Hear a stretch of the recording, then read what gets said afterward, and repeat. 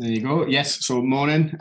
This is like to just kind of introduce the session this morning. My name's Ryan from NEPIC. I'm covering for my colleague Dawn.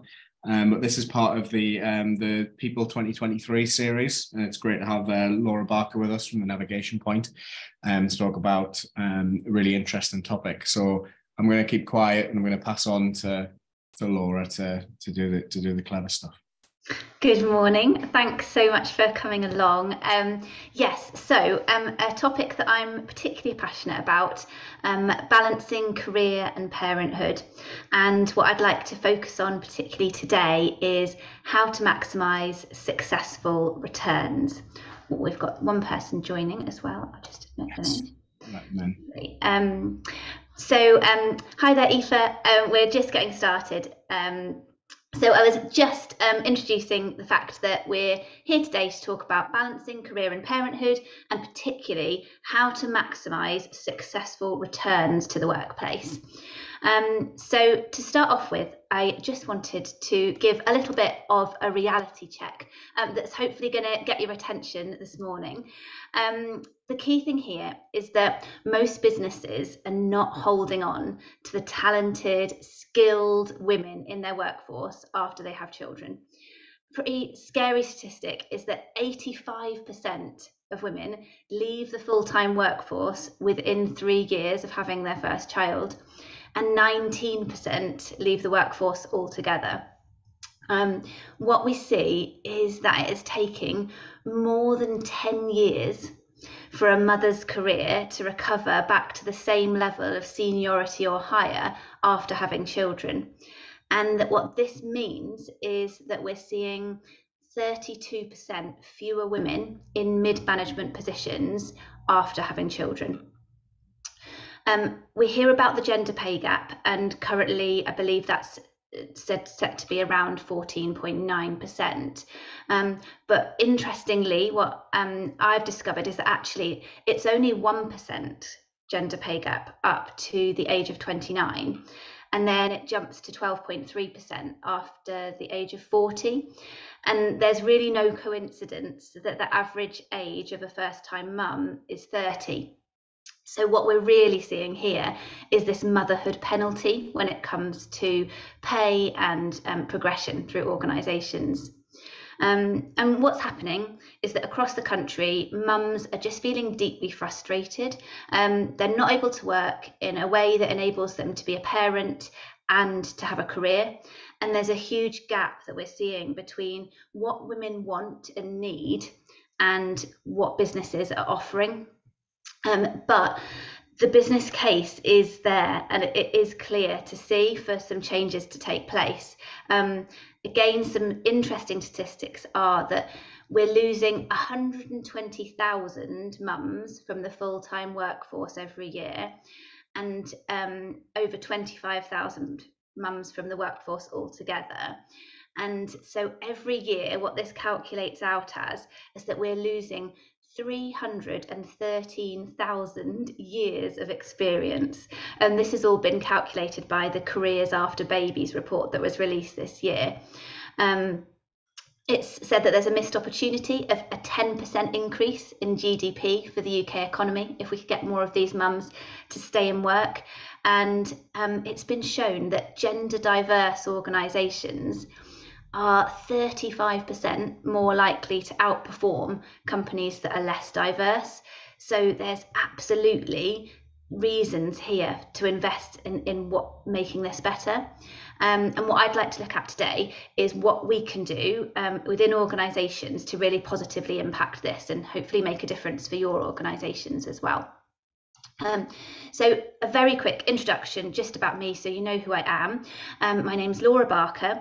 I am a qualified coach. I've got 2 ICF accredited diplomas, one in personal performance development and then also specialising in corporate and executive coaching. My business is the Navigation Point, and what I look to offer is a combined approach to really helping working parents to thrive and flourish in the workplace with balance and well-being, and really helping to support individuals in that way, but also helping businesses to really flourish through the retention and development of their key talent I'm also an associate coach for a couple of organisations. MTPT Project is particularly focused on the education sector and keeping women in the teaching profession after they've had children. I coach lots of teachers about how to find work-life balance and progress through their career. And then Genius Within, which again is about promoting more diversity in the workplace, but particularly around neurodiversity. And I look there to support neurodiverse individuals and also their employers as well. Personally, I have about 16 years of practical business experience across a wide range of sectors. So I've worked in recruitment, politics, education, and I've managed 2 occupational health businesses. Occupational health is something I'm really personally passionate about, and I've gone on to run my own businesses as well. In this topic, I've experienced it firsthand. I'm a mum to 2. I've had 2 maternity leaves myself.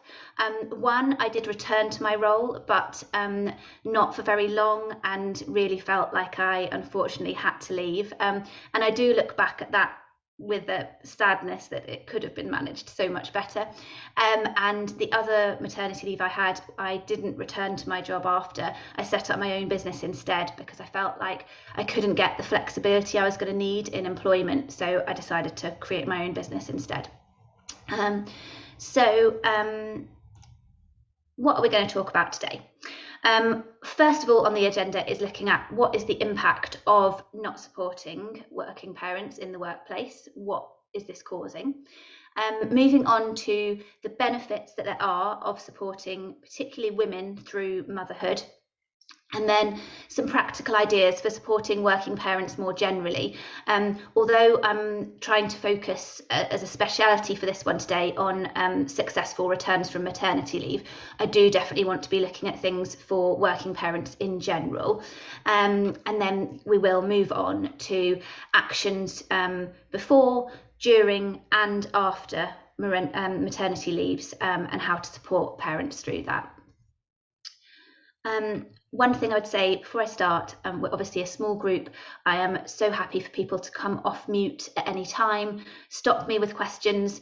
I'm notoriously not great for keeping track of things in the chat. I'm happy for you to put things there and I'll try and keep going back to it, but also I'm so happy for you to just interject and ask questions or comment as we go along. Looking at the context of the challenges that are there for working parents, I want to start off again with some statistics that hopefully grab attention and focus the mind here. So first of all, when we're looking at women and mothers in the workplace, it's important to remember that women make up nearly half of the workforce in the UK, and more than 80% of them will go on to become mothers. So this isn't a small part of the workforce. This is a really big issue that's happening throughout. And the figures are that currently there are 4.9 million mothers with dependent children currently working in the UK. But the challenges that they're facing and that lots of working parents are facing are really high as well. One that really stands out to me is that 90% of women say that they face issues with their workplace during their return to work. 77% say that they have experienced a negative or discriminatory experience during either their pregnancy, their maternity leave, or their return to work. And for me, looking at those figures, 90%, 77%, this isn't just a small little section of our workforce. It's really having impact. Another big thing that's in the news hugely at the moment is how expensive our childcare system is. So I believe it's currently set that we're seen as the second most expensive country for childcare in the world. And due to this, I think it's not surprising that 1 in 3 women say that they really struggle with childcare costs once they go back to work. And for lots of people, it's a reason just not to go back to work altogether. We all hear it commonly where people are talking about the fact that they've done the calculations. Actually, they'll be paying to work rather than being paid to work. women are also carrying out, on average, 60% more unpaid work than men. What we're talking about here is the cooking, the cleaning, the childcare in the home, etc., which just adds to their workload and what they're having to juggle every day. 66% of women who are returning say they suffer with imposter syndrome. 54% say they struggle to balance their childcare with their work. And pretty scarily, 85% say that they feel guilty about leaving their children in order to work, and that guilt has effects in terms of mental health and well-being. In couples where the woman earned more prior to having children than her partner, just 46% remain the main earner 3 years later. And women who are returning after maternity leave are 2/3 less likely to get promoted in the whole 5 years after they have their baby compared to their male counterparts. So there's lots of challenges that women are having to overcome and that parents are experiencing every day. And so I'd like to just go on to what the impact of this is. And as a result of struggles with their return to work after maternity leave, 1 in 2 mums reduce their working hours, and a further 1 in 3 leave employment altogether. And this is in the first 2 years after birth. So these struggles and challenges that they're coming across, this is what it's leading to. And this represents a really high turnover of experienced staff that businesses have really invested in, people who've got great relationships with your customers, people who have really worked their way through the organisation, but unfortunately they're being lost. 75% of parents face stress and are overwhelmed in the workplace. And so the impacts of this obviously are leading to things like sickness absence, lower productivity. 55% of parents think that their employers have little or no understanding of the challenges that they face as a working parent. The way that we can see this manifest is in terms of particularly engagement and loyalty in terms of employers, and people just feeling less engaged, being more inclined to move on. A lack of support and isolation that they feel as a consequence means that 37% of returning mums consider resigning straight away. So they go through the maternity leave, they plan to come back, but then the support, the lack of support and the isolation they feel, this is what's happening. And 60% of mothers change career after their parental leave, and this is normally due to the fact that they're not able to have the flexibility that they were hoping for. 44% increase in women in admin and entry-level roles after becoming a mum. So what we're seeing here is that women are taking lower skilled roles whilst their family are young, and there's a huge exodus of female managers or women that were on that track to become a manager. And this is contributing to a lack of female leaders in general. And as we've said earlier in the presentation, we want organisations that have diversity are likely to perform better. So it is something that businesses want to be taking notice of. For lots of women, myself included, it can feel that your career is over when you announce that you're pregnant, that you're letting people down, that you're no longer a priority, and especially on return, feeling like you're no longer relevant, that especially if you're coming back part-time, again, it's that feeling of not being there as much, seen as not being committed as much anymore. And it's absolutely not true.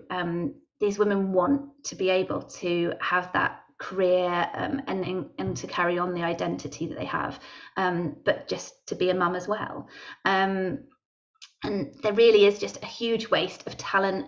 And what we're thinking about here is the investment in training, development, experience that's been made to date for these women, and how we can retain it within the workplace and help them to flourish and grow and really reach their full potential. So I realise there's been lots of stats there. I hope that statistics and data can be useful to just focus the mind and also to make more of a business case. I know that sometimes these statistics can be really helpful for some of my clients to bring other people on board in the organisation who maybe don't realise that it's such a big issue, or don't realise the impact that it's really having on the bottom line. But I think it's really important that we do also talk about real life experiences and anecdotes.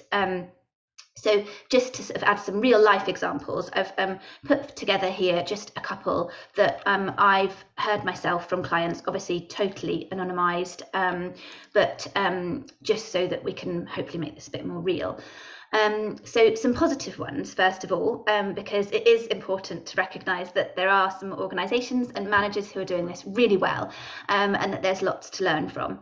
And I hope that some of these examples give an insight into how really little things make a really big difference. So these might seem like throwaway, oh, of course, things, but they're really not. So first of all, they kept me up to date with what was happening and made an effort to stay in touch, but without any pressure to reply and attend. So many people say that it's assumed that they don't want to be kept in touch with, that they won't want to come along to events, but it's really not always the case. It's lovely to still be included. I was promoted during parental leave. This is something that I often help women with who are off on maternity leave. An amazing position comes up, and I look to help support them to achieve that promotion.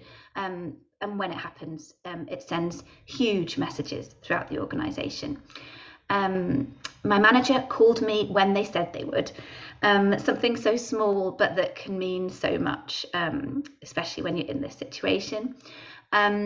Seeing my boss and other managers taking leave and working flexibly makes it so much easier for me to do so.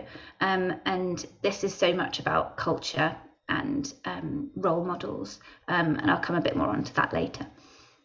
And then some negative experiences, because it is important that we are thinking about how this is manifesting itself. And firstly, there was no structure to my return. I was expected to just pick up where I left off 12 months ago. And this is hugely common story, that you come back and from day one, it's expected that you are just where you were however many months ago that you left for parental leave. They didn't need to recruit maternity cover for me. Now, I know this one needs explanation. I know both sides of this story, and I know the organisation involved as well. The individual, how they received the fact that there wasn't going to be somebody coming in to replace them for maternity leave was, I'm not valued, my job isn't important, I'm not really needed. They won't notice whether I come back or not. And yeah, just the fact that I can't be that important. From the organisation's point of view, it was actually really different. It was, she's so brilliant. We're not going to be able to find somebody who's got all of the amazing experience and contacts that she has. We're much better to just keep this internal, to spread out some of her responsibilities to some other people within the team, and we'll cope and manage until she comes back. But it just shows how important communication is, and really taking the person on that journey with you. I didn't see my manager on my first day back. I think it's just, again, how that first day can be really important in just making that person feel like people are happy that they've returned, and that they are seen to still be important and have a future within the organisation. After a miscarriage, I was told, at least now we know you are trying.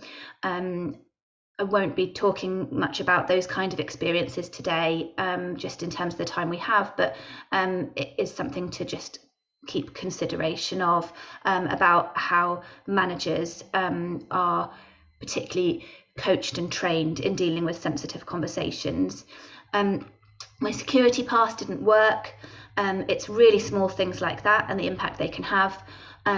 For projects that would have been mine, I was told, oh, X does that now, that feeling of just being replaced.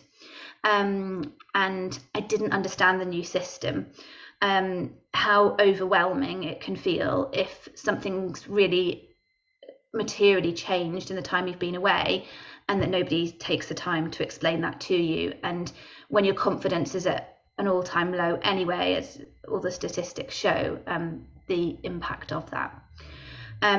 So I just thought at this point it might be helpful just to give you a couple of minutes to write down and think about any positive or negative experiences that you've heard about anecdotally within your organisation, or that perhaps you've experienced yourself, or maybe a friend, a sister, a colleague has experienced, because really thinking about the human experience here is so important.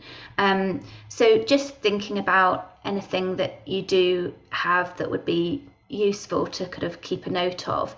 And if you don't, just thinking today, is there a way that you could anonymously, I would imagine, but start to get some of this data from within your own organisation, really going out there and asking for some feedback proactively rather than waiting for it to come, in terms of what are we doing really well, and maybe what hasn't gone so well, and how you could use this feedback for really great consequences.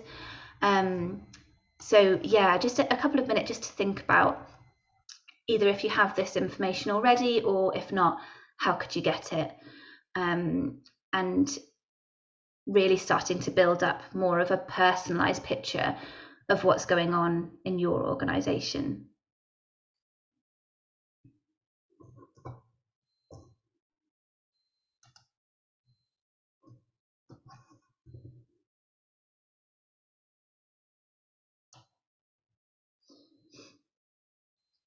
And of course, if anyone wants to share, then that's brilliant, but I know this can be very personal. I'm going to move on, if that's okay. Oh, hi. Hello, Aoife. How are you? Lovely to see faces. It was fitting because my little girl's been here this morning, so I've been on mute, but she's not gone, so yeah, fitting time though. Well, yeah, it sounds like you are experiencing this yourself then as you go as well. Yeah. I thought I would save it from coming off mute, but yeah. Perfect. Well, I'm going to move on if that's okay, but obviously if anyone does have anything to add, please do just jump on and look at what are the real benefits. So how can we make a difference here? And in terms of really supporting those people that we know are having this juggle, that are coming across some of these challenges that we're talking about, what are the benefits of making a difference here? And a particularly pertinent figure, I think, is that on average, women work for over 30 years after their first child, and some up to 40. And the way retirement ages are going, that's probably going to increase even further. So this isn't just a short-term thing. It's absolutely something where there's a real long-term investment case, and it's hugely worthwhile to just invest in this short period of time to really develop, retain these women and support them for the long term. Supporting mental health and well-being really makes a difference in terms of allowing individuals to feel valued, and it's absolutely shown to reduce the costs of sickness absence, the sort of reduced productivity, increasing inclusivity and gender balance by really concentrating on keeping women and parents within the organisation is shown to result in much more cohesive teams. Boosting confidence increases creativity and innovation in organisations, And higher engagement and morale leads to more loyalty and absolutely a more optimized customer experience.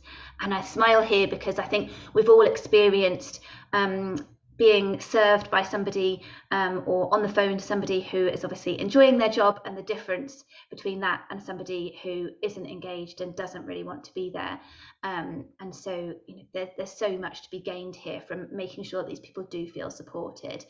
Obviously, developing talent internally saves on not necessarily having to go to external recruitment, and promotes diversity at the senior level within an organisation, because hopefully you're able to just promote people through the ranks who've got the experience, who've had the journey within the organisation. A figure that has recently been shared by Oxford Economics is that on average, it costs £30,000 to replace an employee. This is for people who are earning £25,000 or more. And what it equates to is, they say, about 6 to 9 months of a person's salary. See, this isn't just recruitment and advertising costs. It's the lower productivity, the training that's then needed when the new person comes in to get them up to speed, and how long it takes to get them back to that top productivity level. So when we look at the number that we were seeing earlier in terms of people leaving the workforce, or at least leaving the full-time workforce, there's huge cost implications here. Having a positive reputation as a family-friendly employer can mean really enhanced attraction from a talent attraction point of view, creating a greater talent pool. I know for myself and friends, it is something that people talk about. Oh, they're really a family-friendly employer, they're really flexible. Or I know somebody who works there, who's got children, they're really great about it, she's had a really good experience. And you think, oh, I might apply for a job there, like that's the kind of a place that I want to be. And it definitely works the other way as well. And also increased consumer awareness as being an ethical and inclusive employer excuse me, can have a really positive impact on reputation, customer loyalty. It's the sort of things that really make somebody want to stay working with you, stay loyal to you. So I'm going to talk now a little bit more about just parents in general. So this is just sort of some practical steps on supporting all working parents. And for this, I talk about the 5 C's. So first one, and probably the most important, is communicate.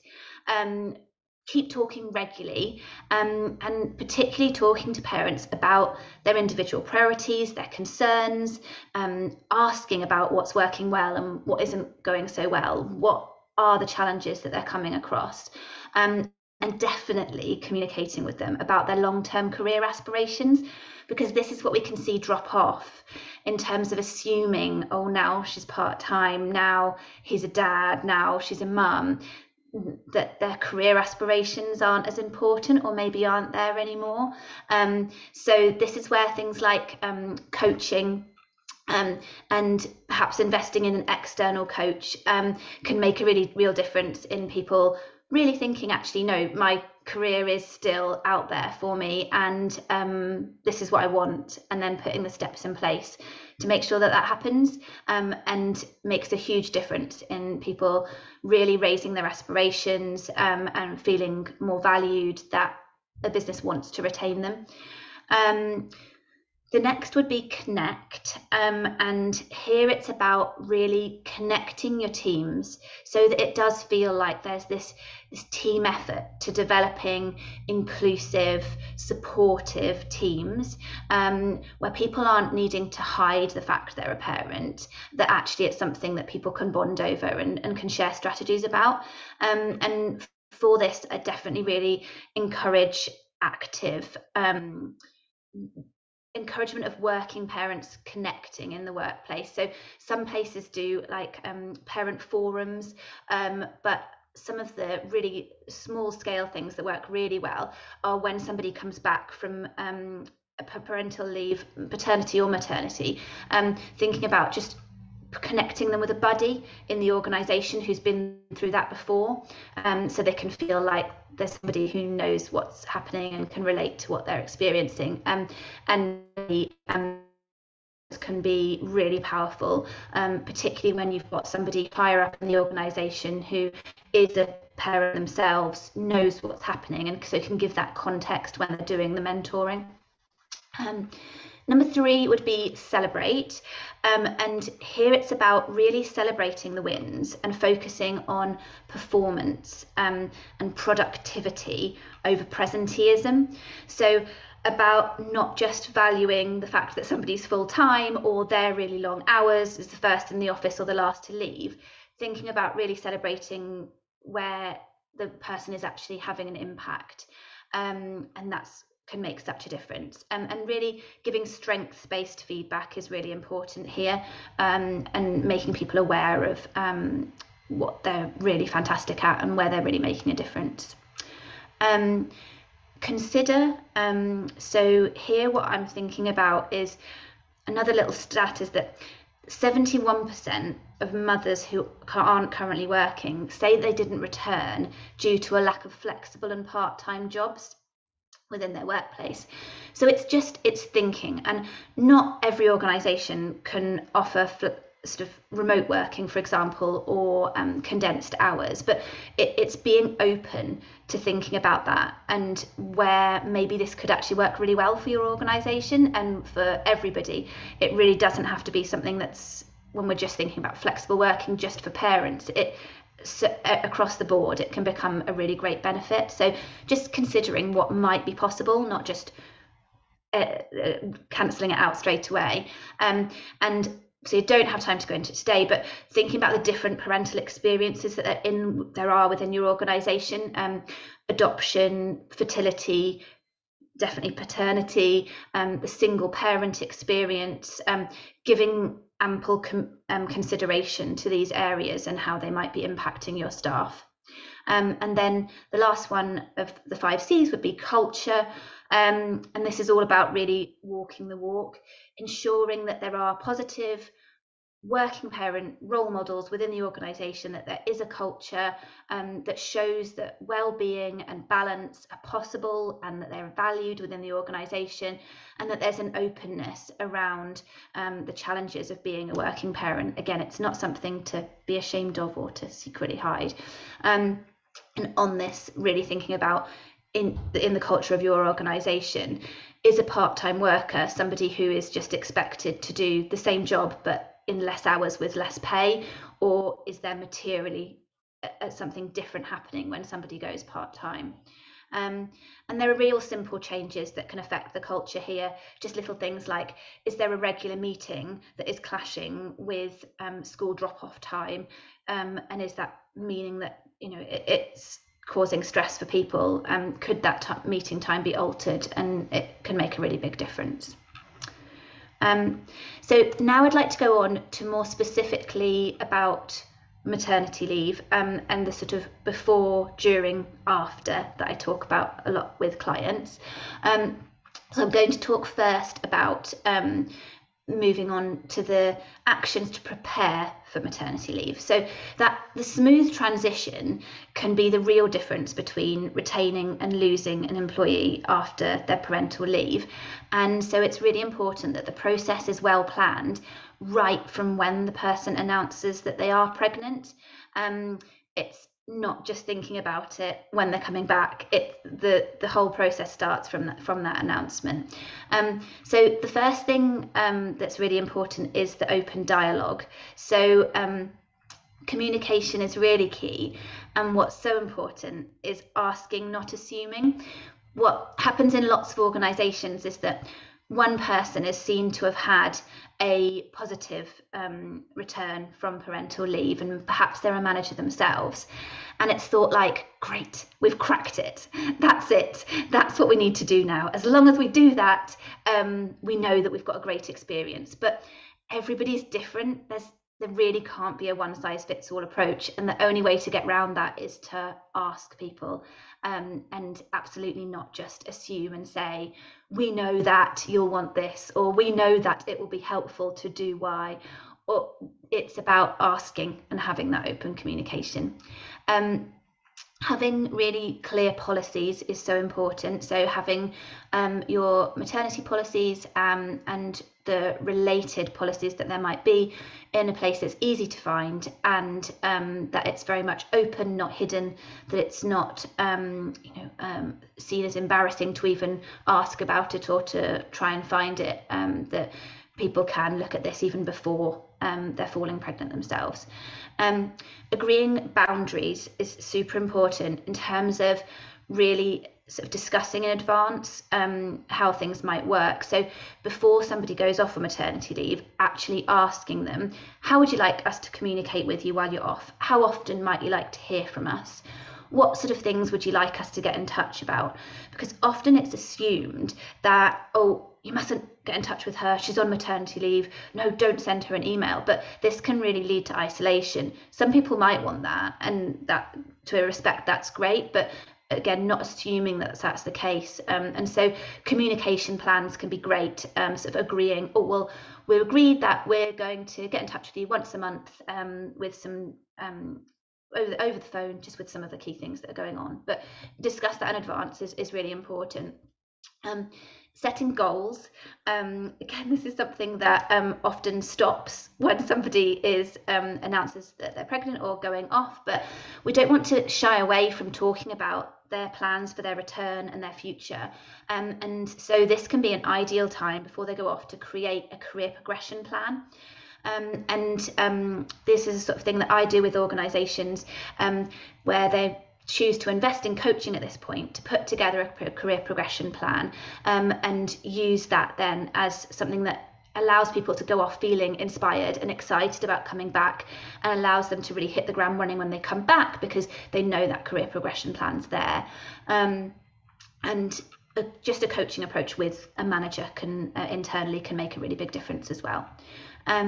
We want there to be strengths-based feedback so that the person feels as valued and confident as possible when they go off. So when they go off on the maternity leave, we want them to go feeling, I'm really valued, I'm really good at my job, I know that these are my key strengths, and those are really important for the organisation, that's such a great state for somebody to be in, because their confidence, the statistics show, is going to be impacted. We want to not be rushing decisions. So one thing that I do sometimes see is that when somebody announces they're pregnant, they say, but I definitely, for example, want to come back full time, and I don't want this to impact my career at all. It's being open to the fact that it may change, and their need for going part-time might be different, and so just being open to a continuous dialogue, and that it's okay if things change. Having an effective plan for keeping in touch days is something that I often see missed. Keeping in touch days don't just have to be coming in and just doing your job. They can be used for such great things. So used for somebody coming in and having some training that might be going on for other people, or even just particularly for themselves. Bringing people in for strategy days, for team building days, so that they do feel really integrated and included, or even using it for coaching, either with their manager or someone external, and thinking about how you could have keeping in touch days used as sort of an informal catch up and planning for when they return.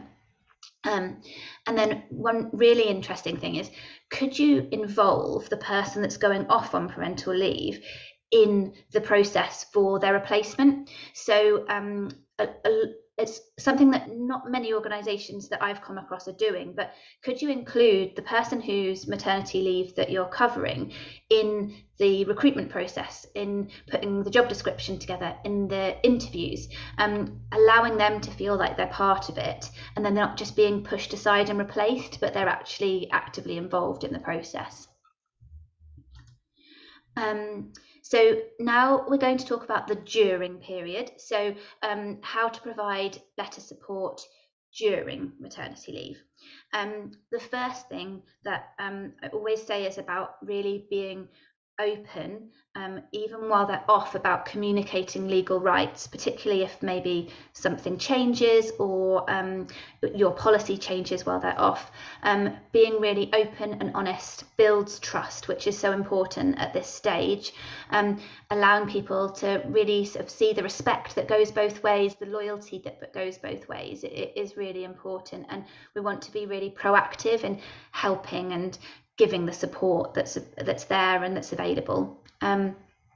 Ensuring that there are visible case studies, that there are success stories, there are role models and perhaps parent networks in your organisation that are visible to the person who's off, so that you can show that a positive return is possible, that balance of career in parenthood is possible, and to really inspire and reassure them.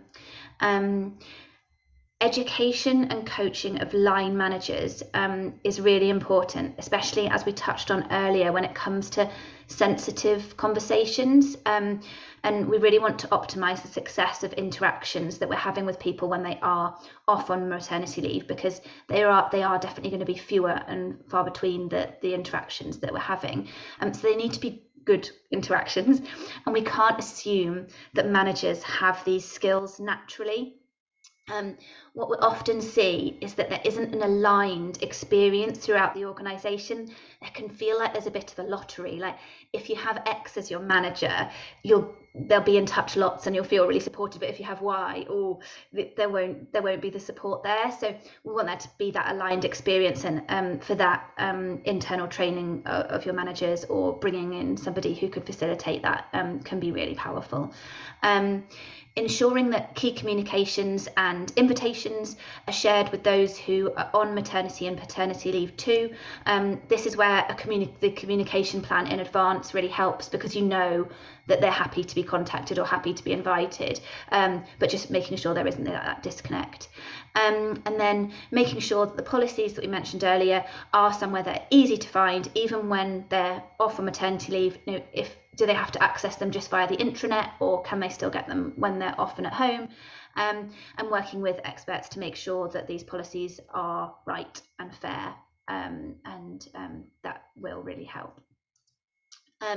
So then the sort of return, and thinking about what are the key actions to take when the employee is returning from maternity leave. It's really key, as I said earlier, to remember that it's not a one-size-fits-all approach, that these are individuals.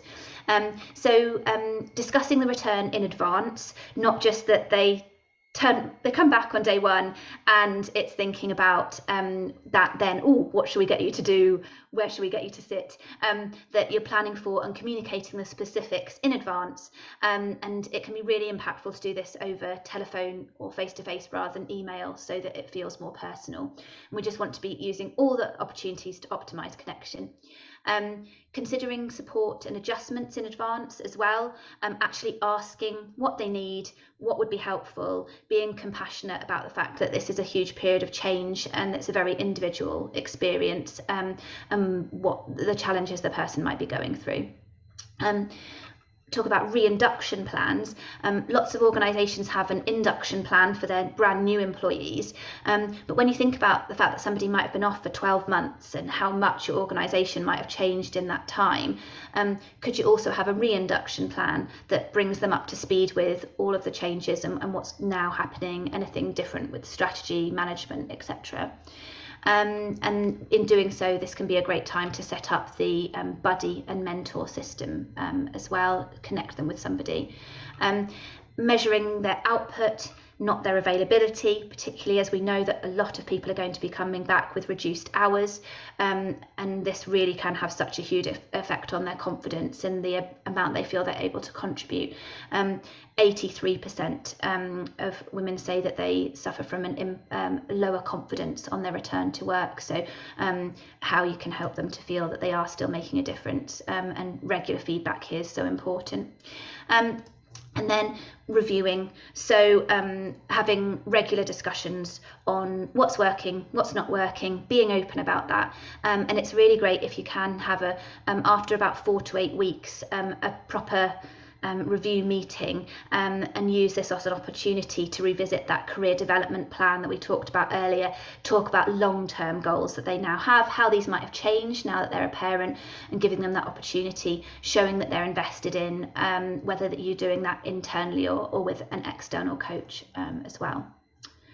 So a quick overview. I know I've talked a lot. So a summary is the before is asking, not assuming, reassuring the person that there is still a career for them, there is still a place for them within the organisation, ensuring that they're leaving for the leave aware of their strengths and their value within the organisation, and that you're thinking ahead about communication, boundaries, plans, keeping in touch days, etc., so that these are all sorted before they go off. During would be really keeping up communications in line with that pre-agreed communication plan, still inviting them to events and team building so that they feel involved if they want to be, that you're considering in advance about flexible, part-time, hybrid, perhaps even a phased return, what might be right for that individual, and you plan for that return so it doesn't feel overlooked. And then the after being about keeping that open dialogue, communicating, ensuring the person feels supported and not alone, encouraging their continued development within the organisation, and ensuring that there is this career development plan to show that they're still valued and invested in. And then just more generally as a review about supporting working parents within the organisation, remembering that it isn't just about these before, during and after phases. It's not just this short-term, sharp fix in terms of maternity and paternity leaves. It's about creating a positive, supportive workplace for all working parents, and really for everybody as well. So ensuring that your line managers are supported, that there is training and coaching so that there is a consistent positive approach, that you have considered how flexible working might work within your organisation, and that's going to be very individual to you and to your staff, but making sure you have given it ample consideration, and think about how maybe flexibility could benefit everybody, that it not just be something for the working parents, and this can really level the playing field. Guaranteeing that a reduced workload comes in line with part-time hours, so that common thing of I'm just expected to do the same job in the less hours with fewer pay isn't what's happening for you. That you're investing in career development and coaching to show that these people are still valued within the organisation, particularly for working mothers. And that there's a meaningful focus on well-being, reducing stress and mental health support, so that we can see optimised connection, that things like mentoring, buddy systems, etc. can be really helpful, and helping people to share within your organisation ideas, what works for them, how a different manager might have provided some really great support and had great outcomes. And just really recognising that importance of building trust, safety and respect, so that there is that inclusive, supportive culture. Hopefully what I'm showing here is that these don't need to be complicated or expensive, that they're things that you can do internally. Perhaps you would benefit from bringing somebody in who has expertise in this area, or perhaps coaching you see as being something that could be done better from an external point of view, but there are so many things that you could just do straight away yourselves, so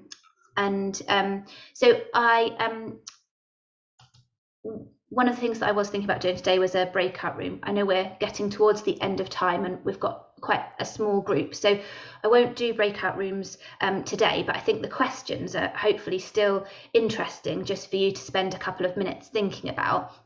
And what I was going to encourage you to do is just think about, having digested all that I've chatted on about today, is there something new that you could go away and suggest in your workplace to enhance successful returns? So maybe first of all think about something that is quite specific to the before, during and after maternity leave experience, and something that maybe was mentioned today or that has come into your head that could be done better or could be something new.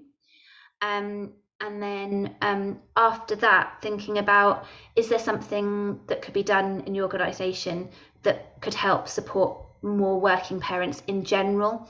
So away from just the maternity leave experience, thinking more generally about working parents. Is there something that could be done better, or that could be something new that we've talked about today that you might be able to go and speak to the relevant person about?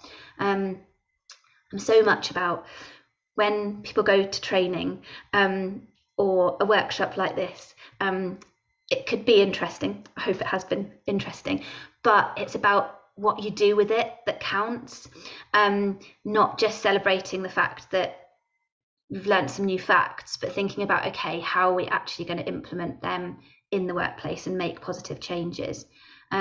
So either now, or perhaps if you have a few minutes after we leave, just thinking about those questions, what could be done differently, and who could you go and report it back to? And personal experience is great here. So if you've got something personal, stories really make a difference. So that is the end. We've got a couple of minutes. If anybody has any comments or questions, or would like me to clarify anything that I've mentioned, I would love it if you wanted to visit my website with some more information or drop me a message. I'm always happy to have just meeting. I can come out to you or online, just to talk about how things are within your organisation, what might be able to be improved, or how somebody like me coming in might be able to do some internal training or lunch and learns or some coaching with individuals that could make an impact. So my contact details are there, and I will pop my LinkedIn in the chat as well.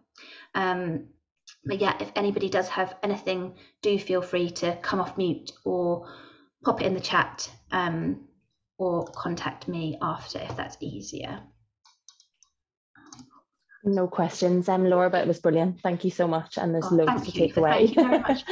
Thank you very much for coming along, and for juggling as you were with your little one as well. No, but it's been great, and there's loads of things that I'll take away. So thank you so much for. Well, if I can ever be of any help, or it would be helpful to have a meeting, then just drop me a line. I'm really happy.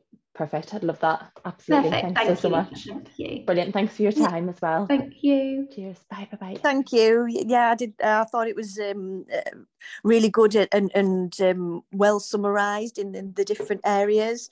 I think in terms of the return, I thought it was quite prominent to talk about measuring output instead of availability, because I think one of the key things when people do come back or do want something different is that like clear desire to want both, to want your career and want to be around for your children, but always feeling I always sort of put it down to feeling like you're in debt a bit, because you're borrowing from the company because you want to spend time with your kids, but then you're borrowing from your children's time because you want to be in work. So you always feel like you owe somebody something. Definitely, it's such a good way of putting it, Leslie. Yeah, I absolutely felt that myself. And you feel like you're so lucky to have even been allowed to work part-time or reduced hours or flexible hours. But it's actually realizing how much you still have to give. Yeah, and I've been really lucky in I've sort of through I've had 2 maternity leaves, and I've been at like 3 different employers. I've just gone to a new employer, and I've had great managers. I've had a supportive organisation. They've always been really good, and I've worked many different part-time patterns over the years, but it's still quite hard to find that balance, and even when you do work in a great company, it's difficult to find that balance where you want to be and how you want to do it. So it's not always just going to be like some managers might think, oh, it's a tick in the box. I've had those conversations. It doesn't mean that's the end of the story. So it's very, prominent point for me, as well as you mentioned at the start that one of the stats is about that 10-year gap. So it takes about 10 years to get back to where your career was. And my daughter's just turned 10 in March, and I've just got a new job, and it's the job like I really want. So it's so like, it's just one of the things where it does sort of fit in with quite a lot of people's experiences. And although, you know, when there's a lot of stats around that, you can see that in your own sort of experiences, but even in your colleagues' experiences as well. So it's one of them things where, you know, you can have good policies, you can have good flexibility, but without talking about it and trying to change the culture, you know, you're not always going to get the outputs you desire even in a good workplace. So it's definitely something that needs constant conversation. So yeah, that's some great points I've wrote down, and things that I can definitely take back to my organisation. Oh, it's brilliant, Leslie. Yeah, it's so much that not having a one-size-fits-all approach, isn't it? You could have really great policies that work for some people, but that won't mean that they work for everyone. So it's just thinking about them as individuals and providing that support individually. Yeah. Awesome. Oh, you've made some brilliant points. Thanks, Leslie. Lovely. Thank you very much. Thanks, Thank you. Bye.